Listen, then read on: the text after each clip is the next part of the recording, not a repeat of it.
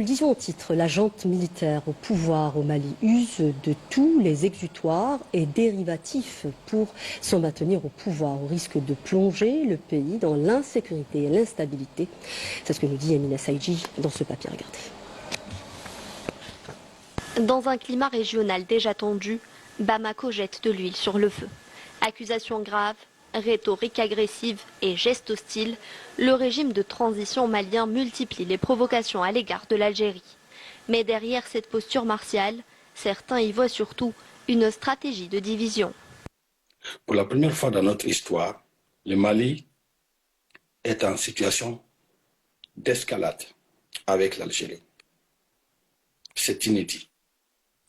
Et cela est arrivé par la volonté d'un seul homme, le général Assimi Goïta, autoproclamé président, autoproclamé général, qui n'a rien à faire à la tête de l'État malien. Pour faire oublier son illégalité, sa tyrannie à la tête de notre État, il est obligé de chercher des conflits par tous les moyens. Voilà un régime qui ne baigne que dans la boue. Il faut toujours chercher des crises, il faut toujours chercher des problèmes pour exister.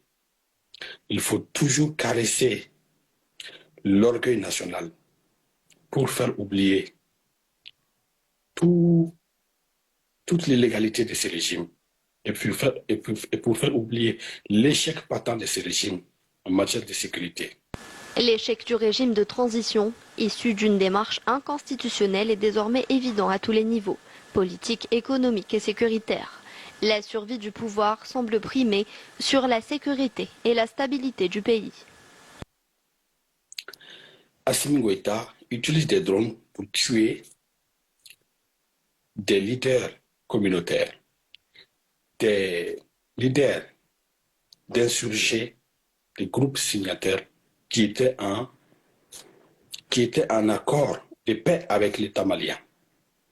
Il a dénoncé l'accord de paix pour préférer verser le sang malien en bombardant lâchement des leaders communautaires et des leaders autonomistes qu'il a soudainement qualifiés de terroristes. Et c'est très dangereux. Faute de réponse tangible aux aspirations des Maliens et pour masquer son échec, la junte militaire privilégie l'escalade, allant jusqu'à créer des conflits avec les pays voisins.